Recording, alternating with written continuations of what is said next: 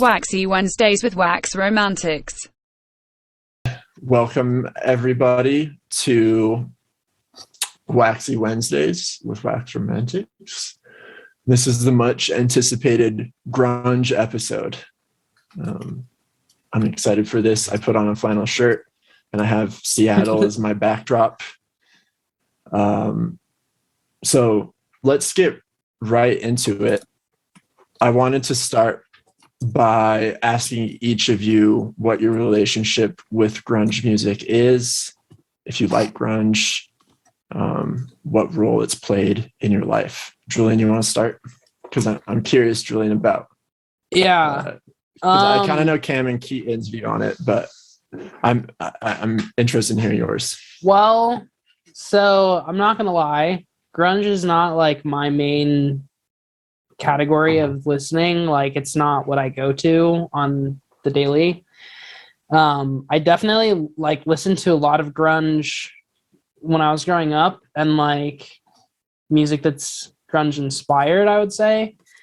But for me, the only grunge that I've ever like actually gravitated towards is like the really raw, and it's kind of generic, I guess, to say, but like the raw, just like emotionally charged and like honest grunge music. I've honestly never been like a huge Nirvana guy. I definitely like respect what they do, and I feel like they definitely have to come up in any grunge conversation. But like the thing with Nirvana that it's never like stuck with me is just I can't connect to it super well.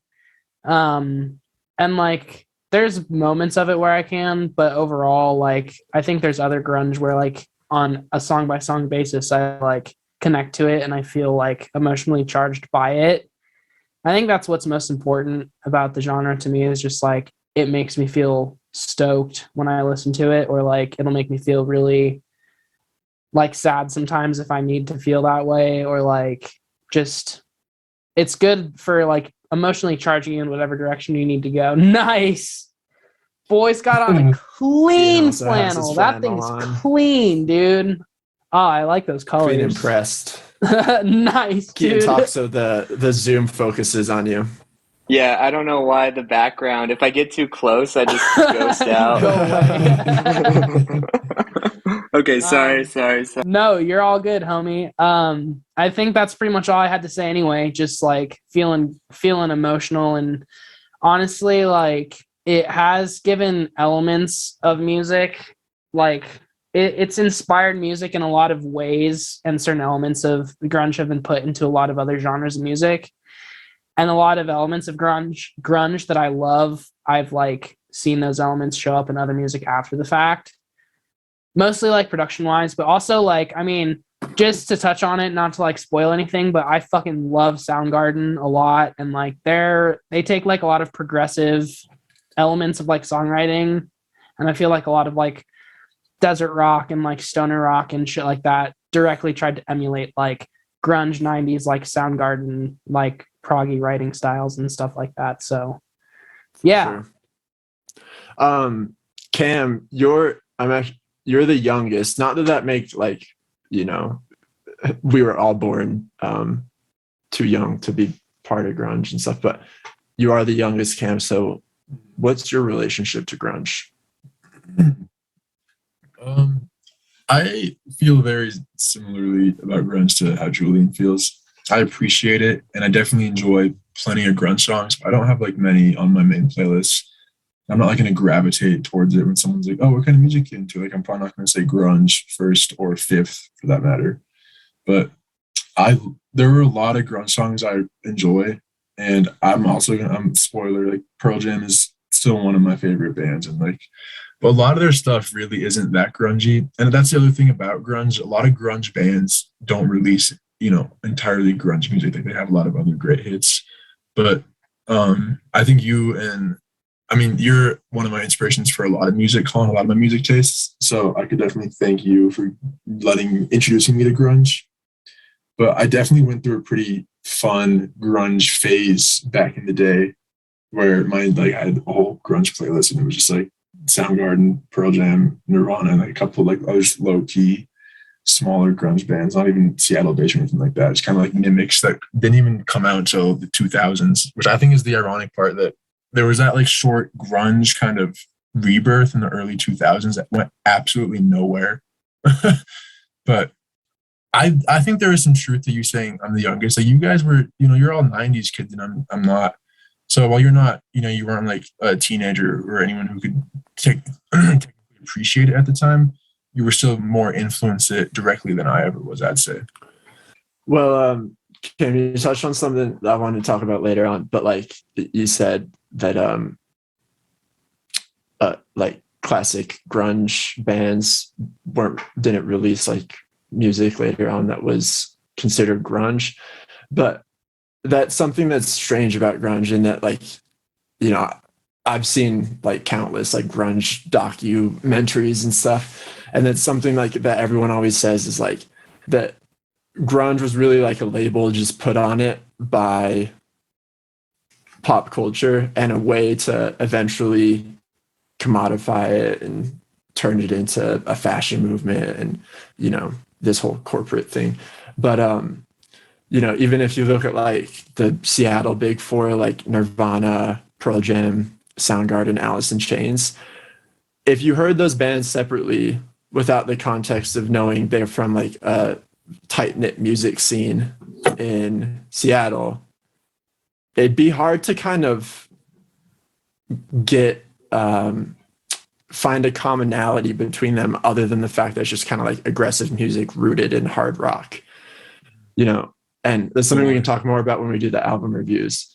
But yeah, it's just one of those funny things, like grunge like it was really over before it even began. Like by the time the mass culture caught onto it, it was already kind of fizzling out, and it was being like that sound was being hijacked by other bands, and it was just kind of turned into a parody of itself really quickly. And I think I mentioned this in an earlier episode. I heard a music reviewer who said that in a way today, all rock music is still post Nirvana fallout. That's I think you said that on one of the previous episodes, actually, which is definitely true. Yeah. Last time you said that was the first time I'd heard that, and it honestly kind of rings true. Like it's made me think about stuff in a different way, like rock music specifically. And like I don't fully like agree with it, but I definitely agree with like the concept of it, and just like so many people are trying to emulate the aesthetic and also the sound, but like almost kind of separately now. Like I don't know, it seems like the aesthetic of grunge is like fully detached from the actual sound of grunge, like fucking Machine Gun Kelly, who sounds nothing like anybody who he says he's influenced by, and he's like got the grunge shit, like wearing the grunge clothes and playing the guitar like below his fucking dick. It's just like, are you taking? You can't talk about that. Was my artist, Julian. What the fuck? oh no. That's fuck, I was sorry, that's a lie. Too. That's a lie. Actually, it's a real lie. I would hope so. Keaton, what is your relationship to grunge music? It's rooted in like where it actually has found me recently is with bands like early Smashing Pumpkins, and yeah, like I think you hit the right note when you say that it turned into more of like a fashion deal so quickly that it didn't really, like, the integrity didn't have a chance to like take off as much. I don't know, but yeah, I mean, you guys kind of are voicing everything that I'm thinking too. I love Soundgarden. I love Pearl Jam. They influence. You're right that a lot of music right now is. I mean, freaking like the band that I'm going on tour with would be a great example of bands that are post Nirvana-esque. So like the Velves. So yeah, but what are you guys' thoughts? Good point. Well, I definitely went through a phase in high school that can only be described as my grunge phase, and I'll talk about this more when we do the album review, but it really, like, looking back on it, could have been any form of aggressive music, but it just so happened that, like, what I conveniently grabbed onto at the time was a grunge album, grunge in quotation marks. And you know, it was like when I was like feeling like an angsty high schooler kind of, and feeling a lot of emotions. And so like the music really spoke to me then. And it was actually like the first time I really, like, I loved music before then, but it was the first time I like really got obsessed with kind of a musical identity like that, and like dove like super deeply in all the bands. And I grew my hair out. I saved up to buy Doc Martens. I remember that. Yeah. I remember your docs. No, I did. I was trying really hard to look like Chris Cornell, and it didn't pan out. But just to make like a really interesting tie in here, kind of, I don't know, like, I was in high school obsessed with like post-hardcore and like metal of like the late 90s for like similar reasons, but then also getting into like some grunge later on in life. And before I listened to grunge, I didn't realize it, but now I kind of realize it. Like, a lot of that music that I listened to in high school that I was obsessed with was like direct aftermath of mid-90s grunge, which just blows my fucking mind. yeah. I'm And going back. sorry, guys, I just want to say shout out to JJ Janzen, who was our guest on last episode, for pitching this as a topic. And it is timely because I don't know if you guys saw this in the news, but Mark Lanigan, who was the singer of the Screaming Trees, a very seminal Seattle grunge group, and he was also involved in Queens of the Stone Age, passed away this last week at the tender age of 57. So it is timely that we're doing a seminal. I know it is. I literally was thinking of that key, and because, you know, seminal means like or kind of a it is derived from the word semen, though. It is seminal and semen.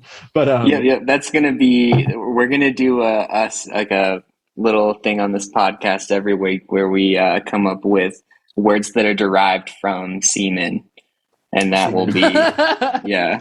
So get ready for that. I don't know really any besides the one. It kind of stops after seminal. Sailors, seamen, Seminar. seamen. Yeah, seminar. I was just gonna say, not related to that at all. Lanigan was on like one of my like top 10 favorite Queens of the Stone Age records. Well, it is a Queens of the Stone Age record. It's one of my top 10 of all time, and it was like a coming of age record. Deaf. Yeah. Songs for the Deaf. It was like a coming of age record for me in a big way, and his performance on that is like unparalleled, unmatchable, and all of his performances were like that. So huge loss. Yeah, definitely. Yeah, he was really like a really unique voice that I never really like considered how cool his voice was until I've been like listening to him this past week, because I never like really got in with the Screaming Trees too much. I never like found Screaming Trees music that like really spoke to me, but definitely Queens of the Stone Age, that was also like a big album for me, Julian. And then I listened to some of his solo stuff this past week just because I heard he died, and a lot of it is really, really moving and pretty good. So, but Collin, going back to the grunge apparel thing, like the Doc Martens, it's kind of amazing. As you said a minute ago too, grunge fizzled out pretty much just as quickly as it fizzled in. And now, like, it's almost memeable. Like, there's memes about it, but there is some truth to it. Like, people think Nirvana is some sort of clothing company. Like, they'll see like the smiley face, you know, the Nirvana logo smiley face. Yeah, and I've like Nirvana is my favorite brand. Fizzle, Keats, a fizzle. But goddamn beauty. Like, it's amazing. People, what was like I don't want to name drop anyone, but I really do, but I can't even remember who it was. But someone, I think it was Chloe, was wearing a Nirvana t-shirt one time, and we were in public with some of my friends, and they were like, "Oh, I love that company."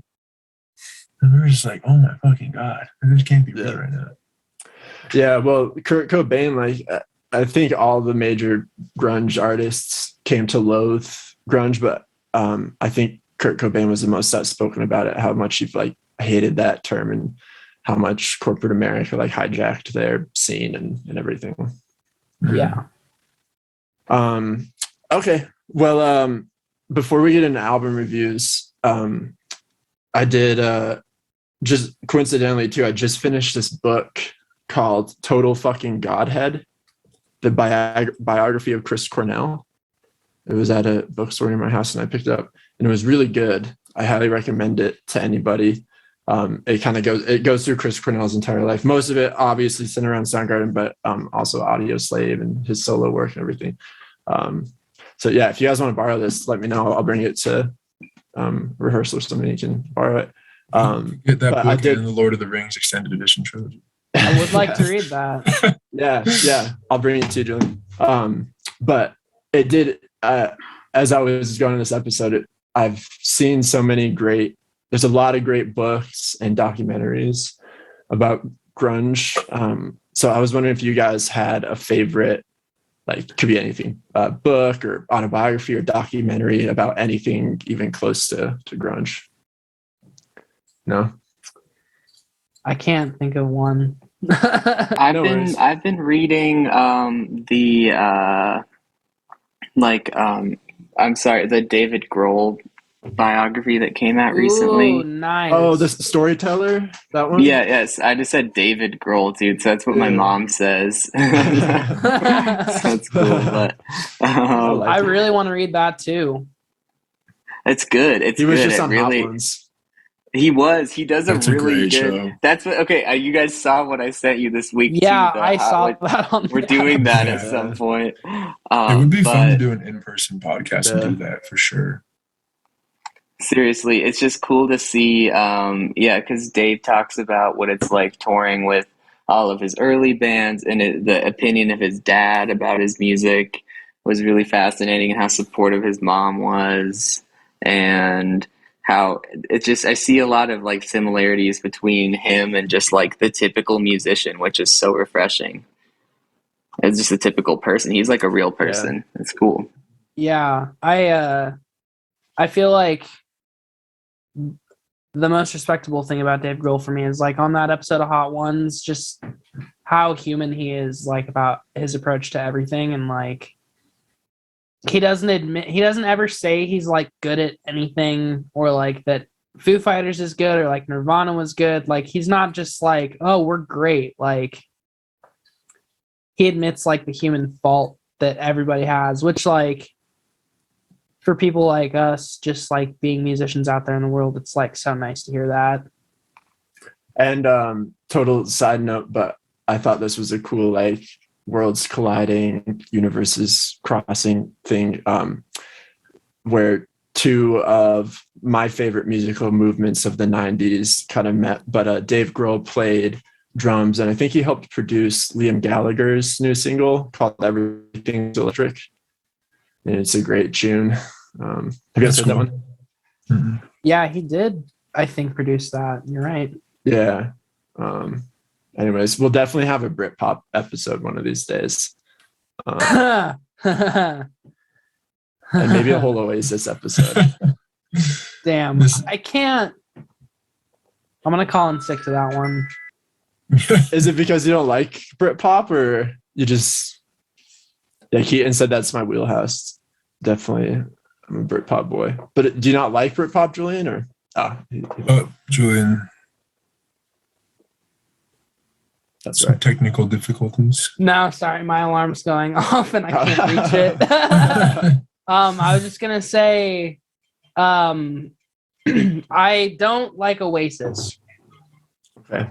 Yeah, and it's mostly because I don't like the Gallaghers. I know. I'm not making any friends. It's hard to hear right now. Anyways, let's keep this one on grunge. Anyways. But yeah, Keaton, good call on. Not even. That's not.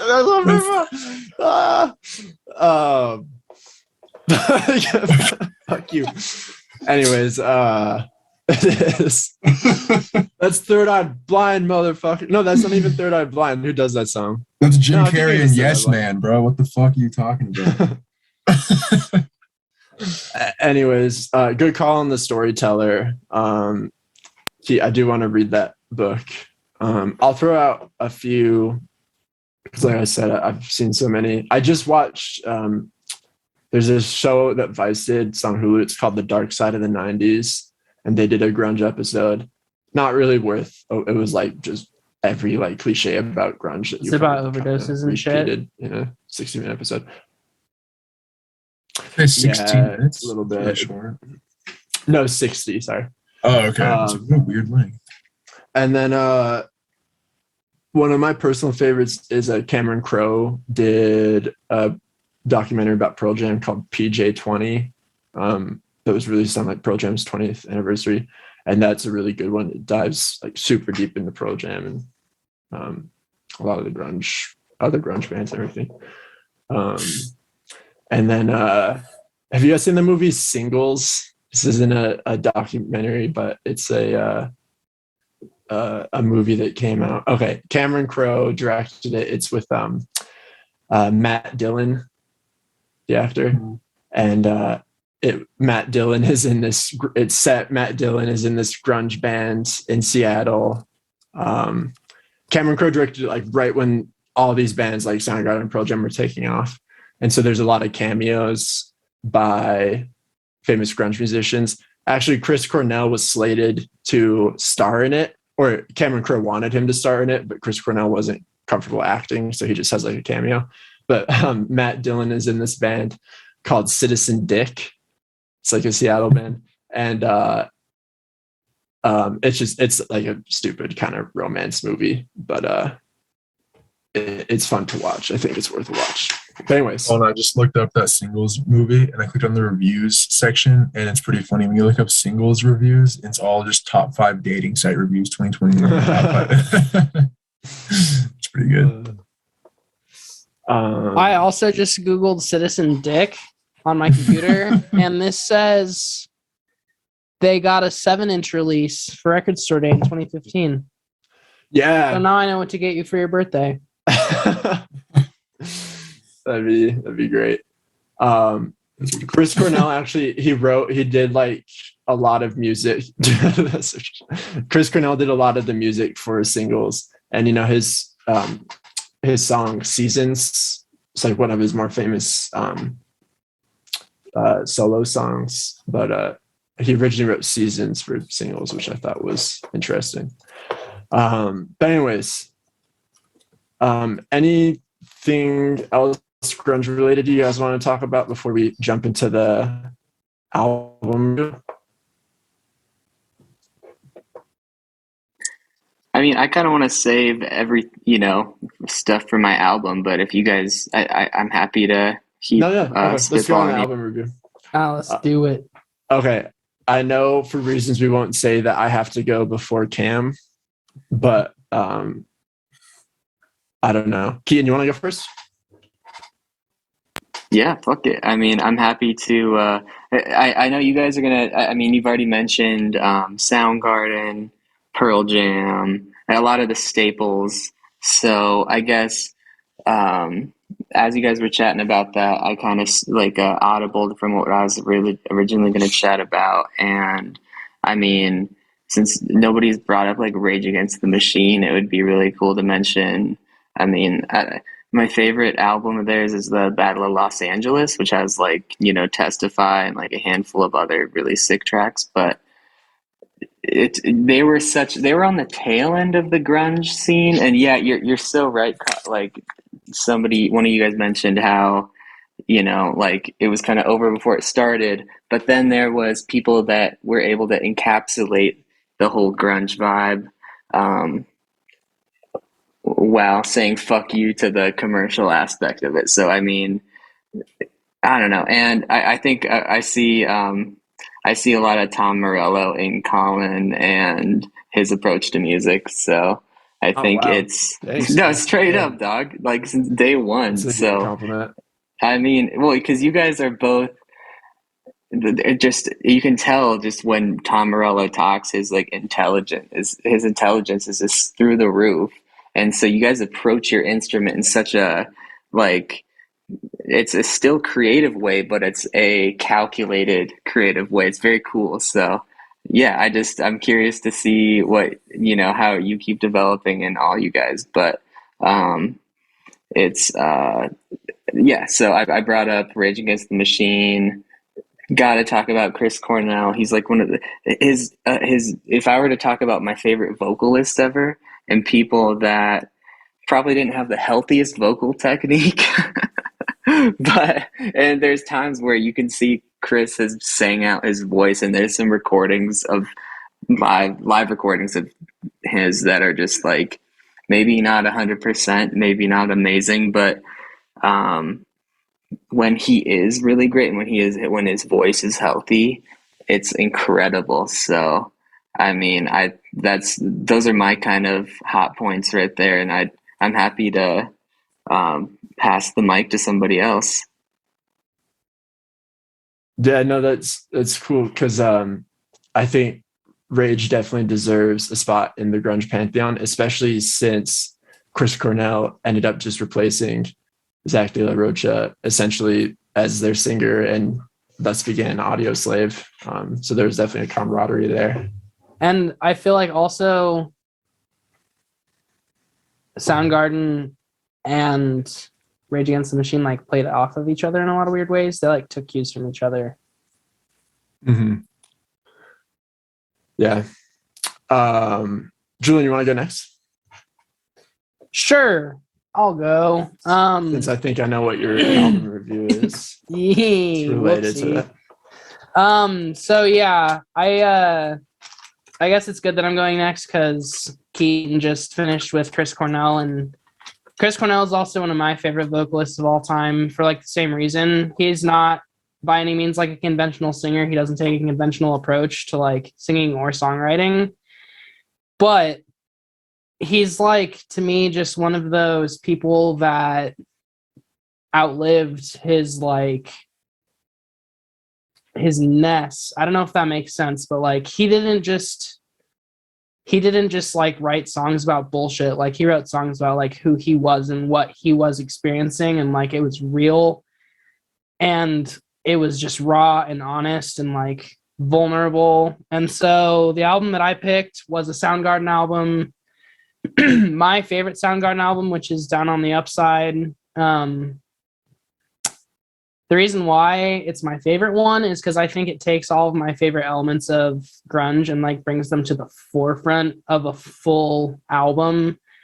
And also I did want to just say in some way or another that like, damn, listening to this album over the last week has been honestly refreshing because like back in the 90s, it was just like industry standard to release like a 16-track album that was like over an hour long and full of content. And like now, not to be like the old man yelling at trains, but like new albums are just like short and like jumbled, not like whole or together and like conceptual. And it's just nice to listen to a record that is all those things while also being just uniquely itself. And so, yeah, that's, in my opinion, this album, which I would say if I were to categorize it as like my favorite grunge album. It's self-produced, which I also have a huge affinity for. And Chris Cornell and the bassist wrote like most of the songs on it together just right after they finished their tour. That was right before they started recording for this album. And so their turnover is just crazy. Like, and to keep it so real at the same time and not just have anything that feels faked is amazing.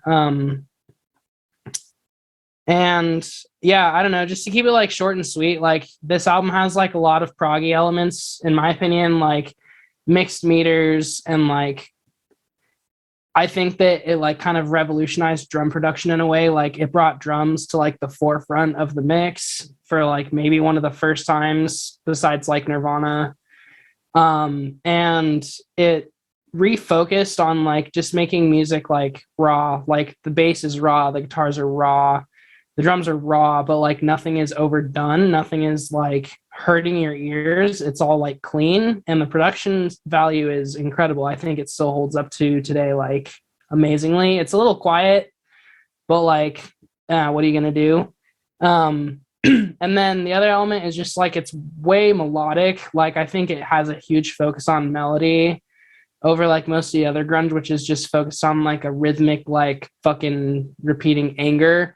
Like I said, it's mixed meter as fuck. So like right when you think it's going into one kind of riff, it like changes and is inconsistent in a way, but like not overdone in the progginess where like you're getting lost. And yeah, the content lyrically is just like kind of out there. Like it's not about anything super specific, but there is a lot of like emotional connection on it. And Chris Cornell did say that going through this recording process and production process was like super emotional for everybody. And like it kind of made them like reinvent themselves both musically and like personally and as a band. So like I think that does reflect to a certain extent as well in the record.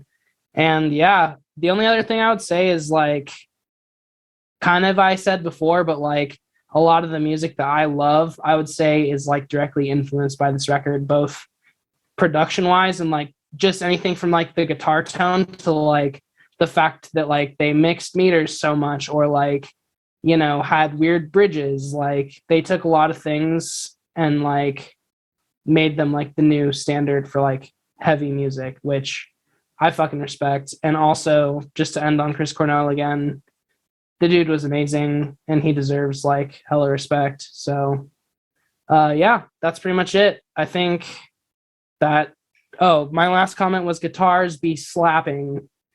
The guitars are amazing on this record. Like so fucking good.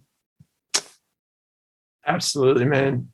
Great review. My favorite bit of this book, actually, the Chris Cornell bio, was when they talked about recording Down on the Upside. Those chapters were really cool. And I didn't know a lot about that album before, but it's amazing. And yeah, when I was reading this book, I went like back through all the Soundgarden's discography and everything, and that album is fucking incredible. I'm glad you brought up the guitars, because that was always interesting to me. Is you know, Kim Thayil obviously is an amazing guitar player and like you know, very virtuosic, but Chris Cornell just kind of learned guitar within the band to kind of write songs and like fill in on rhythm parts when he needed to. And like I think learning that context made their styles together mesh like so well, where it's not like conventional at all, like you said, but yeah, it really like complements each other. Yeah, I agree. And I feel like that is what made the songwriting like so fresh consistently, was like, I don't know, the perfect complement to like an idea that you have is like something that you would never think of. And I feel like that was exactly their relationship. Yeah, absolutely. Well, great review, and I'm glad you picked that album. And it kind of, so that's what I mentioned earlier, like that it's funny how different all of these like the Seattle 4 groups sound. Because if like Soundgarden's maybe 3 biggest albums would be like Super Unknown, Bad Motorfinger, and Down on the Upside. And those are ones where I think they kind of like started to give into, not given in a bad way, but kind of started to bring in elements of like kind of like more like what the grunge sound became to be known as, like kind of what like Pearl Jam was doing and stuff. But like if you listen to early Soundgarden, it's like absolute hard rock, like 80s metal almost, you know, in the way Chris Cornell sings. And yeah, there's a lot of like, if the context was slightly different, or like, I don't know, it was even slightly later, I'd be like, that's like a prog metal riff. Like, that's not grunge. That's just like, you know, that's like some light metal. And I think they went into that territory so far before even like the more progressive metal bands went into that territory, that like no one even put the dots together, or like, I don't know, they didn't attribute like to being Soundgarden influence right away, but like now you can see it clearly. Like the bass and the guitar relationship on that record is like how bass and guitar like strive to be on every metal record now, and like the drums, how they sit in the mix is like what people try to emulate still. And like it's just crazy to me. Well, not crazy, but like it's fascinating in a great way that like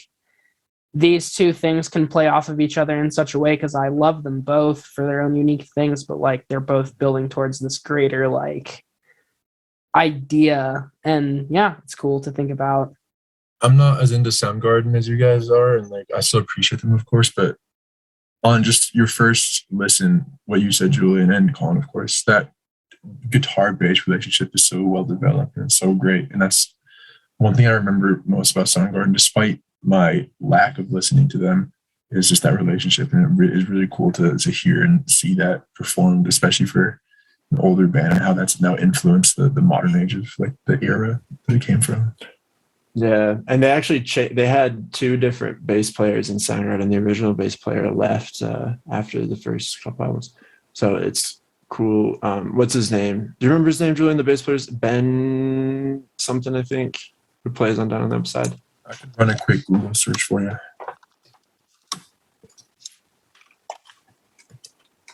It's Hunter Benedict Shepherd. It's Ben Shepherd. Ben Shepherd, yeah. Yeah, Ben. Okay, I'm changing my name to Benedict. Freaking sick. But I am glad too, Julian, that you mentioned the different time signatures, everything, because it's really easy to like musical masturbation, kind of. Some bands use it that way, like, oh, look at us, we can play in different time signatures. But Soundgarden did it in a really listenable and meaningful way, I think. I don't want to like make this, I know we're trying to keep it like short and whatnot, but I just have to say like the difference between bands that play in mixed meter and like make it obvious, and the bands that play in mixed meter and make it not obvious, is like the key difference between, like, in my opinion, musical maturity and musical showboating. And like a lot of like modern day prog goes into the vein of being like, oh, we're in a different meter every single measure, like half a measure is in this and half a measure is in this. But like if it's overt, it's almost distracting. But like if it's not overt and you almost don't notice as a listener, that is harder to pull off and more admirable as a musician. And that is just something I have to say, because that's like an ongoing dialogue I have as like a musician with musicians, that we like try to be proggy and shit. Like that's a really fine line to toe, being like proggy versus being like a dick. And like Soundgarden, I think maybe was, I mean, like, okay, going back, like, Yes, the band Yes, they pulled it off in a beautiful way, and they were maybe like the first ones that like focused on it. But like Soundgarden doing it as like a sidebar to their songwriting is like, again, a huge shift in musical focus. So like, hey, we should stop writing like conventional songs and start writing to feel, and that's a big deal as well. Last question for you, Julian, for me at least. Matt Cameron as a drummer, has he always been someone like you've admired, or did you ever like pay him any mind? Or yes and no. So when I was kind of like in my angsty phase, as you would have said earlier, then yes, I was trying to like go for that. Like he was really good at being all encompassing as a drummer, which was one of the first things I admired. Like he could do breakbeaty fast stuff, he could do slow stuff, he was doing some like post metal stuff. He did a lot of like cymbal work, which I was a big fan of. I didn't like advertently take a bunch of cues from him, but obviously being someone that went into like metal for such a long time and like is influenced by like heavier music, he definitely is a cornerstone of that. And also what I got into him more for later on was like, I mean, just his insistence to like have drums be present in the mix. Like especially because Down on the Upside, like I said, was self-produced and they decided really where they wanted everything to be. He said on that record, like, you know, what's going to push it is snare being like equal to vocals and guitar. And like, now I guess I would say that I wouldn't want to mix any other way if we're making like a heavy song. And I don't know, there's just a lot of respectable things to like his technique in the studio and his approach to production. But yeah, his playing is next level too. He always is tasteful. Again, not showboaty. Like most prog drummers are just like, you know, let me shove a fill into every single free space I have. But he's just like going with the flow every time. So big respect. Right on. And that's a good segue into my review because I have to go before Cam for reasons that will become apparent soon.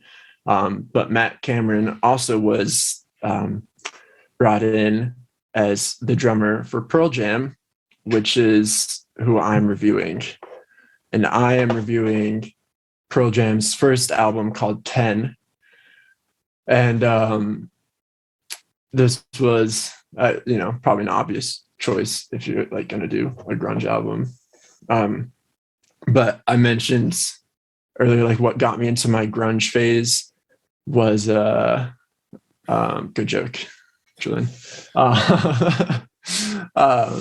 What got me into my grunge phase was I latched on to a grunge album in my high school years, and it was 10. It was right when I got my driver's license, and I had just gotten a Toyota Corolla, and it had a CD player, and I was about to take my first ride in the Corolla, and I was like, oh, I need a CD to listen to.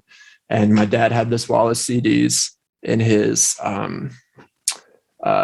office, and I just 10 for whatever reason called out to me, and I just grabbed it and put it in my car, and it woke something deep inside of me.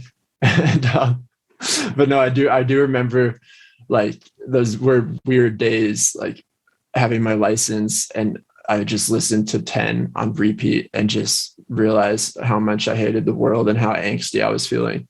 And definitely put me in a weird mind space. I remember I was playing for a hockey team in Greeley at that time.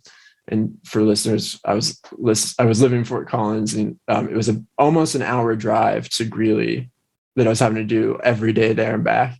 And so I would just listen to 10, like all of 10 on the way there. The drive was almost the perfect amount of time to listen through the album in its entirety.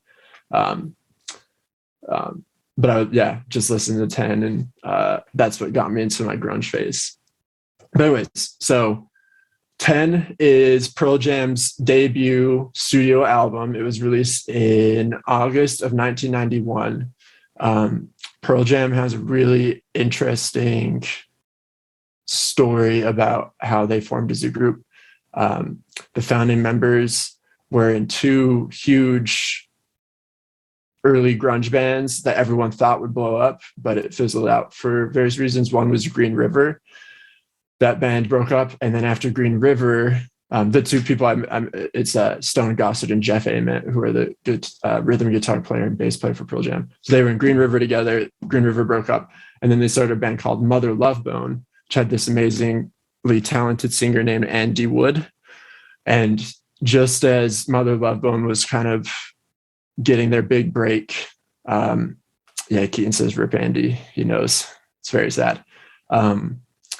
Andy Wood overdosed on heroin. It was really tragic.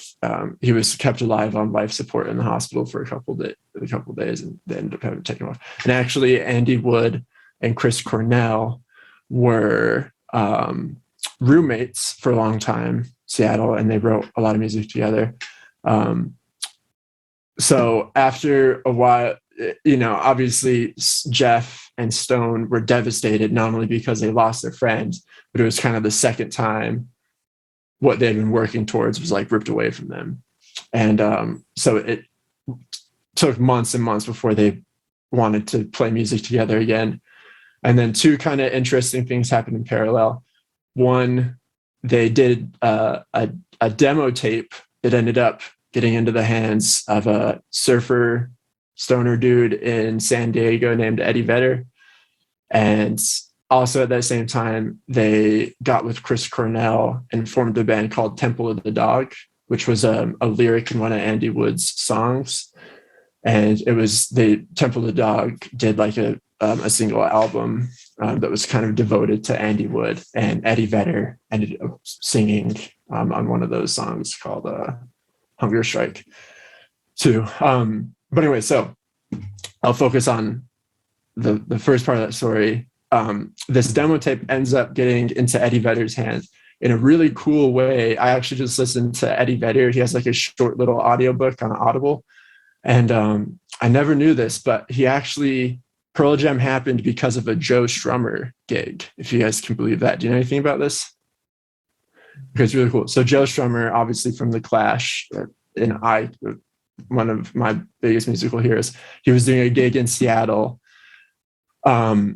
Jack Irons, I think this is how it happened. Jack Irons, who was also the drummer for the Red Hot Chili Peppers, was drumming for Joe Strummer that night. Eddie Vedder was working as like, basically, he just wanted to be around music. So I think he took a gig as like a stagehand or a loader or something at this venue in San Diego. He ends up becoming friendly that night with Joe Strummer and Jack Irons. They end up talking. Jack Irons had the demo tape from Stone and Jeff, gave it to Eddie Vedder. Eddie Vedder like listened to it, kind of wrote lyrics, recorded vocals, and then sent it to Seattle to Stone and Jeff and just had his phone number.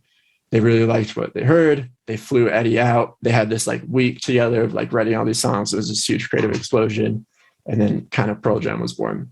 And so a lot of the songs on 10 were written in that like week-long creative thing.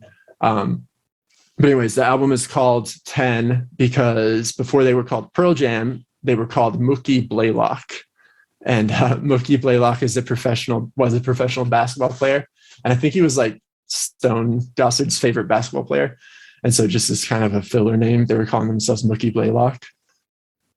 And they actually they started gagging as Mookie Blaylock and were getting attention. And then I think they ended up getting like sort of a cease and desist letter from Mookie that he didn't want them using his name. So they had to change it and they chose Pearl Jam. But they called the album 10 because 10 was Mookie's number. That's the number he wore on his jersey.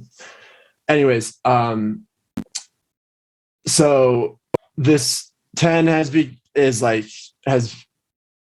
is now known as like, or regarded as one of the greatest albums of the 90s. I didn't know this. It made it at like, I think number 200 on Rolling Stone's top 500 albums of all time. It now is, like I said, regarded as a classic album. But it took a little bit for the buzz to catch on. They released it.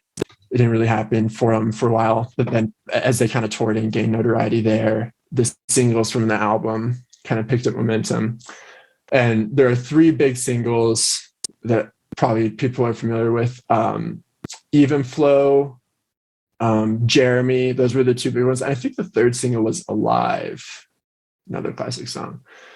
But anyways, I'll just read the track listing real quick, as I like to do, because it shows you how many classics are on this. But Once, Even Flow, Alive, Why Go, Black. Oh, Black might have been the other single. Black's amazing.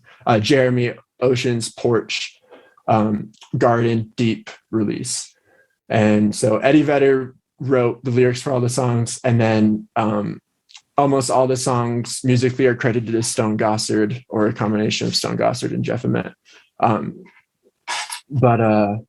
Julian just said Alive has 359 million streams on Spotify. Cool.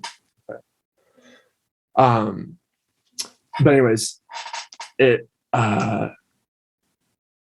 eventually people caught on to it. They became one of the biggest bands in the world, partly due to the success of those singles, and then very much due to the music video for Jeremy. Jeremy is about Eddie Vedder read something in a newspaper about a kid at school who was bullied, and he went into class and killed himself in front of his schoolmates. And so he wrote Jeremy about that. And the music video is it's very dark and graphic and depicts a classroom shooting. But it was on heavy rotation on MTV and won some music video awards and everything. But just going to kind of touch on how different all these different albums sound again. If you listen to Once, in a lot of ways, like even though Nirvana got all the credit for being kind of like the most rageful bands, if that makes sense in a way, like 10 is such a hard album. And it's like the lyrics are very personal to Eddie Vedder, who's going through a lot of stuff in his life. And but at the same time as being like, you know, it's very heavy and just heavy in that way. It also draws a lot on like classic rock influences. So it's definitely like, if you listen to it, it definitely pays the most tribute to kind of like the classic rock characteristics, I guess you could say. And that's mostly because I think Stone Gossard and Mike McCready were like huge Hendrix fans and just fans of classic rock. But anyways, and special album to me, and definitely what I think of first when hearing grunge. And yeah, that's my review. That's an awesome one, dude. Oh yeah. And Keaton just dropped in the chat. Keaton and I did see Pearl Jam at Pepsi Center. Oh, that's dope. I'm kind of jealous. It was cool. Around hour 3, like maybe halfway into the third hour of just sitting like in these like deep seats way up in the Pepsi Center. Yeah. I was kind of like, can we go now? But it was fun. It was a good experience. Anyways, Cam, your album review, sir. Yes. So the reason Collin said that I would be going after him is because I'm reviewing Versus by Pearl Jam, which was the follow-up 1993 album to 1991's 10. And it was one of the most anticipated albums in all of grunge history and in all of the 90s, released in October of 93. And a testament to how anticipated and hyped it was. It sold 950,000 copies and keep in mind, you know, obviously this was before streaming and all that kind of shit. 950,000 copies in its first 5 days on the shelves, which outperformed all the other entries in that week's Billboard Top 10 combined, which is really impressive that the other Top 10 combined were outperformed single-handedly by one album. But as you said, Collin, I won't read the whole track list, but there are so many hits that just by name. Dissident, the Elderly Woman song. I can't even recite the whole name of Elderly Woman. Elderly Woman Behind the Counter in a local, what is it, Collin? You'll know. We're Keaton. Elderly Woman Julian. Behind the Counter, something small town. Is it in a shop in a small town? In a local, I thought it was in a local shop. It's that. But anyway, elderly woman will commonly referred to. Fantastic. And then daughter. And then. Oh, it's just Elderly Woman Behind the Counter. Oh, really? Oh, yeah. That's some weird Mandela effect right there. Oh, no, wait. This one says elderly woman behind the counter in a small town. It's behind the counter in a small town. Julian's got it down, man. I'm pretty sure it's that. Yeah, no, that's it. That's it. The whole review is just trying to nail the name. And then just a dissident, elderly woman, daughter, go. Just so many great hits. But yeah, as I said, it was one of the most anticipated albums in grunge history, and the second it dropped, just catapulted Pearl Jam into what they are now today. I personally think 10 and Versus combined make for two of the most like legendary albums in music history, and definitely put Pearl Jam up there on the top of like any one of my lists. Those two albums alone are just so great, and I would definitely like, not as hard as, I wasn't buying Doc Martens like Collin, but I was definitely bumping Pearl Jam and those two albums in specific for a long time back in high school and stuff. But as you mentioned earlier, Collin, there was a drummer swap during the recording process of the album, which you wouldn't even be able to notice. It's still all the same. And the fact that they could keep such amazing energy and such great anticipation alive through a hardship like a drummer change just is another great example of how legendary Pearl Jam had become and how legendary they remain to be. But a fact I read today, actually, when I was doing a little research on the album, was Pearl Jam had a really funny and maybe even good luck charm like tradition of playing a round of softball before recording any one of their songs. And the reason this was a very unique and cool tradition is, unlike most recording artists, they recorded the album one song at a time, which is really interesting. Like, they would get into a studio, say, I don't know the days, whatever, say every Tuesday, and they wouldn't leave until they finished this one song and record one song at a time. And there are various quotes taken from the members, but they said they found this to be a great strategy because they could use the lessons from that song and go and record next Tuesday or whatever. And they would have a smoother process and the energy would be there. It was almost like a routine that they fell into. They managed to record one song at a time on a kind of like a weekly basis or whatever the basis was. And it managed them to slip into that routine. And that's almost what I think is responsible for them being able to go through something dramatic like a drummer change. It's just routine. And it's just a testament to how great and almost, I guess I'd say almost inspirational, just something so simple could be, just falling into such a great habit of recording one song. And then you can see that trend play out as they record better and better and better and better tracks as they go through a hardship like that. But just playing softball, man, it's just a random thing. But it's so funny that it's amazing. It's just such a human thing too. You know, you go and do something fun with a bonding activity with your band members. It gets the chemistry built up, and you get laughing, and you do a joyous activity, and then you can go in and bring that amazing bond into a studio. And I think that I would almost relate or make a comparison to us doing this podcast and us recording. You know, we record a podcast and normally rehearse once a week. And I think we can sit here and talk as human beings and like share ideas and just kind of like love one another's company. And then we can bring that and we'll bring up similar conversations we had during the podcast and talk about that kind of stuff during practice. I don't know. When I was reading that fact about the softball, it just reminded me of us. And Collin said so did Oasis in the chat. But it reminds me of us and how we have a similar thing, maybe not on the same day-to-day basis that, you know, they'd play softball directly before recording. But, you know, we hop on Zoom, and I appreciate doing this so much with you guys that I just saw a lot of that reflected in Pearl Jam's tradition, you know, 20 years ago, 30 years ago now. Holy shit. But it's really cool to see. And then, of course, after Versus, there were still 5-6 solid years. And of course, Pearl Jam is, don't get me wrong, still a legendary band. And everyone and their mother knows who Pearl Jam is. But, you know, I think that just the small things like playing softball with your buddies before you go and record was really just a really great foundational key to what they would eventually build up to become. And I just love that they were able to do that. So I think it's a really unique thing that I would definitely relate to us. But that's pretty much the entirety of my review. Great review, Cam. That's awesome background on the recording process. Yeah, dude. Hell yeah. Thanks, guys. I think Pearl Jam, I mean, you guys both said it, but I'll say it one more time. They deserve the credit for like kickstarting grunge, I think. Mm-hmm. And they don't get it enough. This is related to a lot of things I said earlier, but it's funny, Cam, when you said that, I was thinking about it. Like, we think of grunge being so tied to the 90s, but, you know, Kurt Cobain died in April of 94. Like, it wasn't even halfway through the 90s yet. And, you know, all these bands started in the mid to late 80s.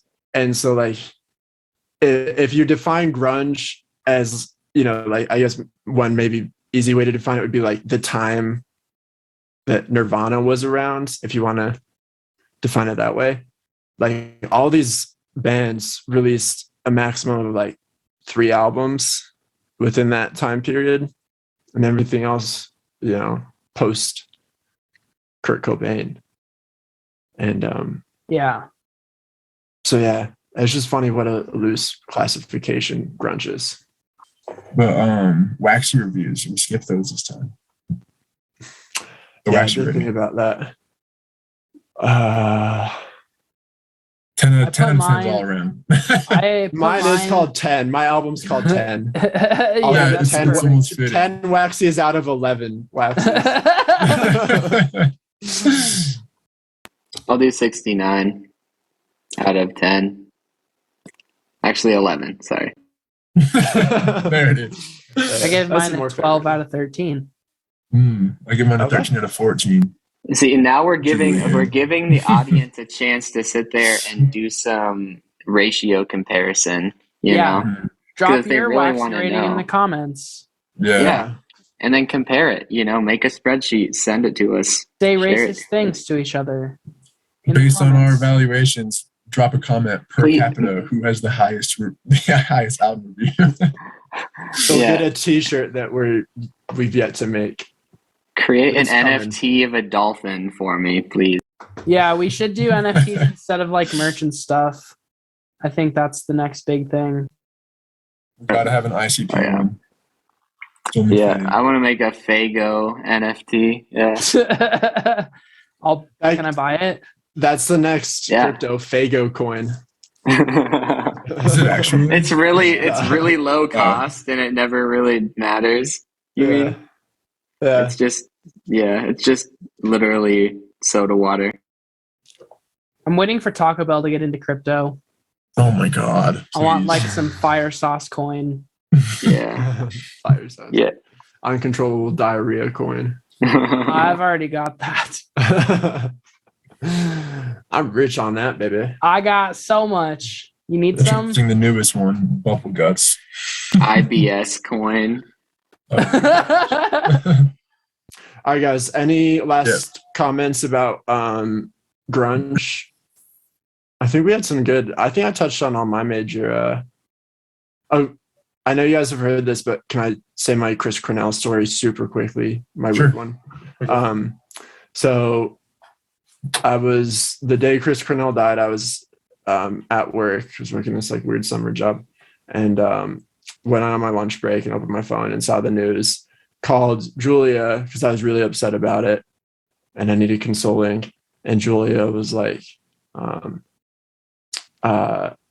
want me to make it even worse? We just won tickets to see Soundgarden. I think two nights after, or it might have even been the very next night after Chris Cornell died. They were supposed to play in Denver, and Julia had phoned into a radio competition and won tickets to see him. And then Chris Cornell died. So anyway, Was she surprising you? Was that a surprise for you too, Colin? Yeah, it was gonna be a surprise. Oh, dude, that sucks. Yeah. So I guess when this episode, Chris, Mark, Yeah, that's a story for Flanagan. everyone that was looking for a reason to be upset about Chris Cornell's death. Now they have one. Yeah. In fact, everyone should know it affected me personally. It's about me too. Oh, Colin, here we go. Dude, rip Chris Cornell, dude. Yeah. That dude rocked. I'm holding up a candle. It's turning into his birth. Is that Himalayan sea salt? Yeah. Nice. Keaton, can I lick that candle? You ever lick that candle? It gets yes you and super no. high. Yeah, so are you ready to transcend or not, is the question. Always. But yeah. Very solid episode though, boys. I enjoyed this one a lot. Yeah, good one. Yeah, shout out JJ once more for the good conversation topic. Shout out JJ for being a great guest too. Again, Yeah, true that. Definitely. Dude's a fucking G. Yeah, we'll have JJ on again for sure. And I do think it'd be fun to do more episodes like this where we have a theme around. It could be a specific genre, a specific musical scene. I really think maybe every episode from here on out could be. We should just turn this into an Oasis podcast, I think. Talking Okay, Oasis. so how do they not just annoy the fuck out of you, dude? Like now, Colin loves Oasis. Oasis is one thing, but like now, currently, like today, Don't look back. what? I Why think they're are they like extremely that? entertaining. Honestly, I think their rivalry and their social commentary is one of the highest art forms we have around. I think they're both Even more than NFTs. Yeah. Ah, damn, man. That's where I Like, gotta go. The tweets and stuff. The tweets are amazing. I actually researching Mark Lanigan today.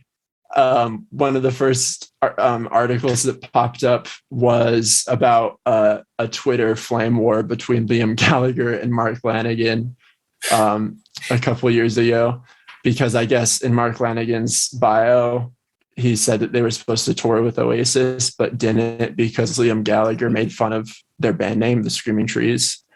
And then Liam Gallagher clapped back and basically just called him a fucking idiot and a junkie.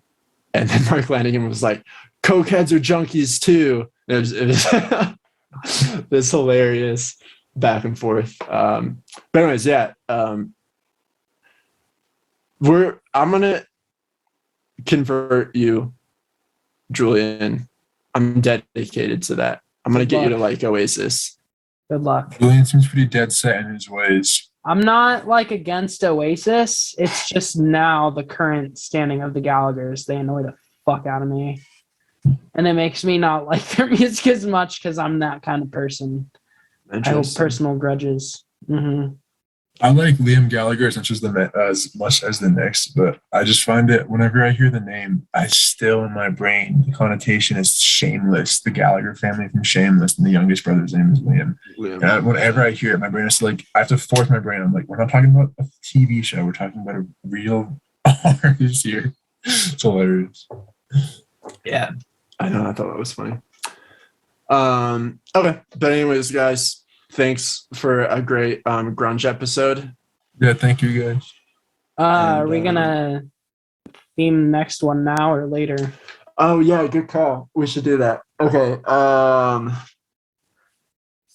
don't know. Let's not do Britpop yet. Yeah, I think another goof around episode would be fun. Like we've done like it could be cool. Okay. Yeah, but we should no at least have prompts. Something for album reviews. Well, that's actually my question. I know because I was planning on doing. Wait. Yeah, go ahead. I did have if we're gonna do a goof around album, everyone should pick an album they hate from any time period. Pick an album you don't like. Julian's bringing Oasis. He's smiling, right? He's smiling so big. But I think it'd be fun. I mean, obviously, approach. And if you guys don't like this idea, we don't have to do it. But approach the album review however you want. But I do think it'd be cool to pick an album you don't like, but try to give it a pretty unbiased and favorable review. Try to pick out the good bits of it. Does that sound good? I like it. It. Sounds good. All right, boys. Well, thanks again for the good podcasts. Thank you, guys. Have a good night. Have a good night, boys. Bye, everybody. Thanks for listening, everybody. We love you. Waxy Wednesdays with Wax Romantics.